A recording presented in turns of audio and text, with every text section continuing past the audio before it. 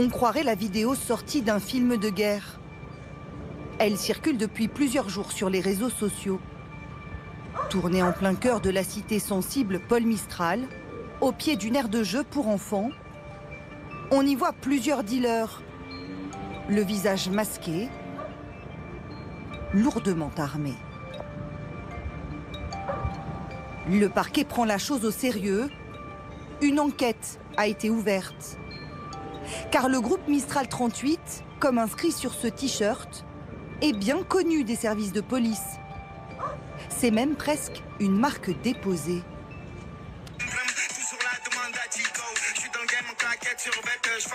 Dans cette autre vidéo, publiée sur le réseau Snapchat, on les voit se mettant en scène devant une table garnie de sucreries.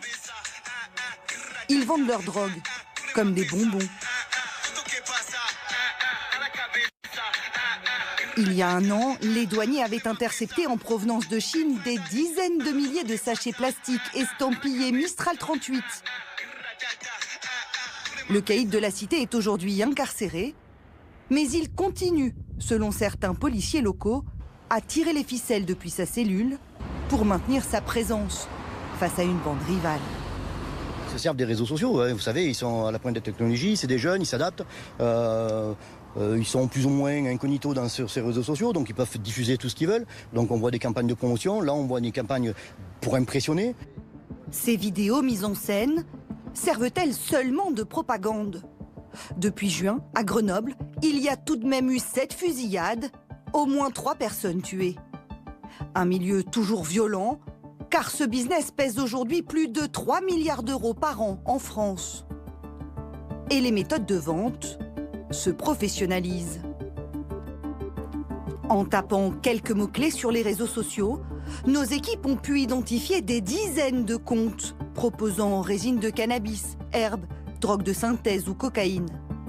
Ces dealers d'un nouveau genre font même de la publicité de leurs marchandises. Celui-ci vante ses facilités de livraison dans tous les départements franciliens. Salut la team, on vous livre dans toute l'Île-de-France. Mais qu'y a-t-il vraiment derrière ces comptes? Arnaque ou réel bouleversement commercial?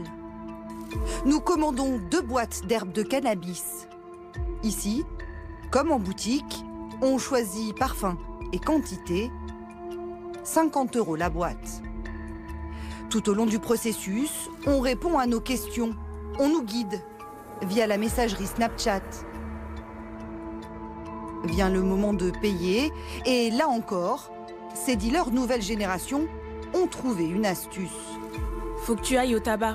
Achète une recharge PCS.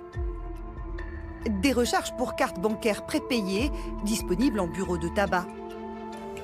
Bonjour. Est-ce que vous vendez des cartes PCS, s'il vous plaît?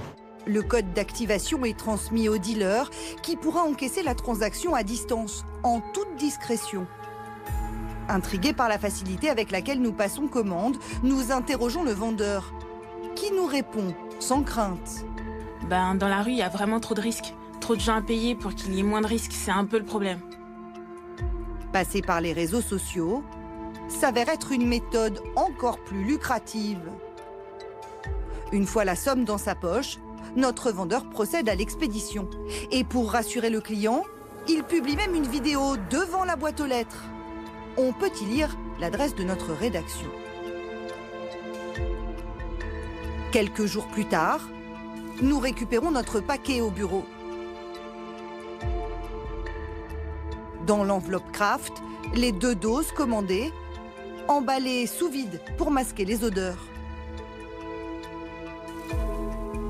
L'herbe se trouve dans de petites boîtes de conserve, un packaging soigné.